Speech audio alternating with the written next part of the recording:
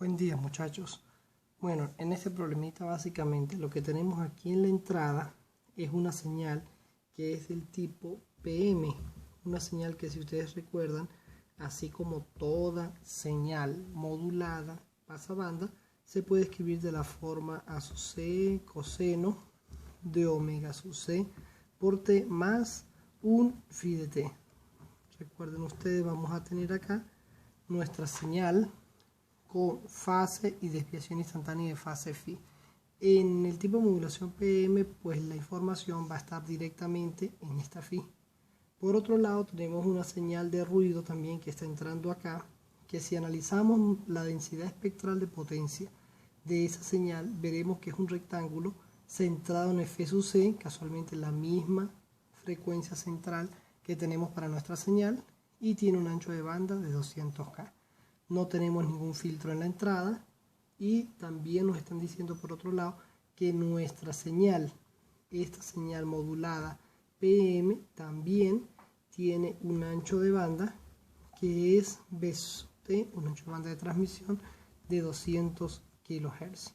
Ahora bien, teniendo los mismos anchos de banda, la misma frecuencia central, podemos reescribir también la señal de ruido como una señal N de T, que va a ser N sub C por T por el coseno de omega C por T, menos N sub S de T por la señal, por el seno de omega C por T, de la forma canónica como escribimos cualquier señal de tipo pasobanda. Esta señal, a su vez, también podemos escribirla como una X sub C de T por el coseno de omega C por T, menos una señal X sub S de T por seno de omega sub C por T. Cada una de estas componentes, X sub C, X sub S, componente en fase, componente en cuadratura, nosotros podemos desarrollarla a partir de lo que se tiene en este punto de la señal. Es decir, eso es lo mismo que yo diga A sub C, o mejor dicho, yo puedo decir que mi X sub C de T viene a ser simplemente la A sub C por el coseno de mi phi de T, y la X sub S de T viene a ser la A sub C por el seno de mi phi de T. Con esta información yo puedo tomar ambas señales y llevármelas a una sola. Recuerden que las dos señales están entrando acá y tengo que asumir las dos señales en conjunto durante este sistema, puesto que el principal problema está aquí en el detector de envolvente. Recuerden ustedes cuando vimos el detector de envolvente en AM, que eso lleva el funcionamiento de un diodo, y el diodo no es un elemento que sea lineal. Por tanto, tenemos que hacer todo este trabajo. Además, el limitador hasta cierto punto tampoco tiene un trabajo muy lineal que digamos. Entonces es mejor llevar este trabajo también, o mejor dicho, trabajar este bloque como una señal en conjunto y no asumiendo la superposición.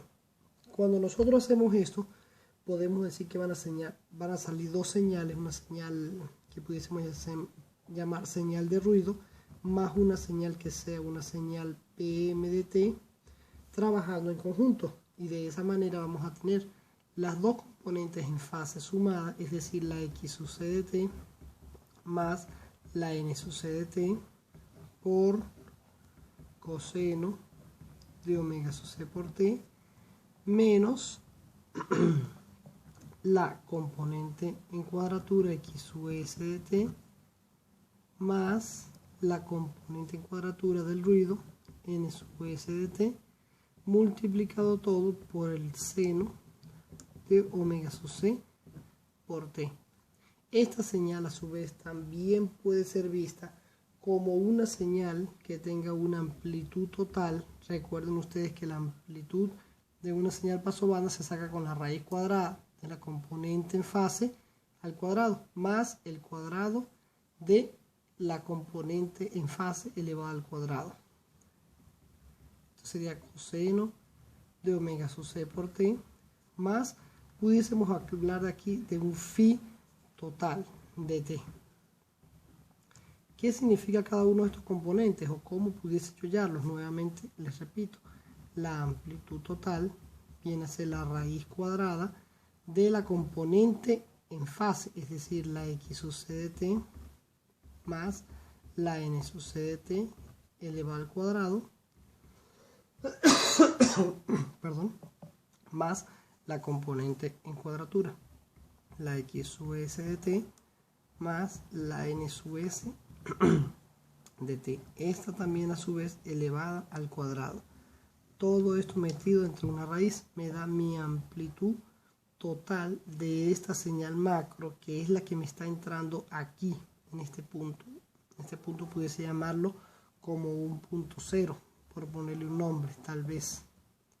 Ese punto cero es ese punto cero que yo tengo aquí de entrada. Ahora bien, cuando nosotros tenemos esta señal, también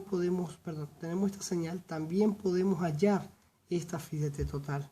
Recuerden ustedes que esa phi total de t básicamente se hallaba con la arcotangente de mi componente en cuadratura sobre mi componente, de mi componente en cuadratura sobre la componente en fase. Es decir, aquí me quedaría a mí la x sub s de t más la n sub s de t sobre la x sub c de t más la n sub c de t. Ahora bien, cuando nosotros analizamos esto, nos llevamos esta señal y la pasamos por el limitador. ¿Qué es lo que hace el limitador? Básicamente esto lo que hace es tomar mi envolvente y convertirla en 1. En el punto 1, si queremos darle un nombre a este punto de acá, en ese punto 1 vamos a tener que mi señal x sub 1 de t va a ser esta misma, pero la amplitud, la envolvente, me la va a convertir a 1. Eso es lo que hace este bloque de acá. Entonces, todo esto que yo tengo aquí en la envolvente se va a perder y mi señal va a quedar como 1 multiplicado por el coseno de omega sub c por t más el phi total, que ese no se va a alterar para nada, de t. Tan sencillo como esto. Este bloque de acá funciona muy parecido a lo que se hace, por ejemplo, en un amplificador cuando está saturado, que viene mi señal oscilando de esta manera ampliamente y de repente un limitador hace una función algo así. Empieza a mocharme mi señal por ambos extremos. Y lo que debería ser una señal que oscile completa tanto por arriba como por abajo, el limitador simplemente me la frena aquí en cada uno. Perdón, lo hice al revés. Me lo frena aquí en cada uno de estos puntos. Aquí viene el oscilador y me frenaría aquí, aquí, aquí y aquí. Sin embargo, si yo estoy analizando mi señal en el tiempo, una señal modulada angularmente tiene tengo especial interés en saber estos puntos de corte, puesto que ahí está la información de fase y la información de frecuencia. Y una vez que una señal pasa por un limitador, ese que yo llamo limitador a su r igual a 1, ese limitador me mantiene estos cortes que son los que me llevan información de frecuencia y o de fase. Y la R igual a 1 significa que esta amplitud que me está mochando mi limitador es la que va a ser igual a 1. Este es el punto a su R, que vale 1 para este limitador para hacer un ejercicio un poco más teórico, más sencillo. Entonces el valor que le estamos asignando. Básicamente eso es lo que se hace. Muchas veces se puede construir con un diodo Zener o con algún otro componente que simplemente se encargue de mocharme esto que está acá. Entonces, con esta señal en el punto 1, ¿qué es lo que sigue?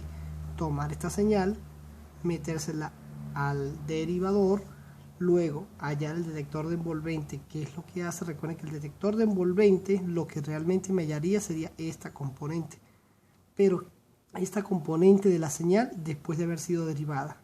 En la derivación aquí algo pasa que luego podemos recuperar aquí.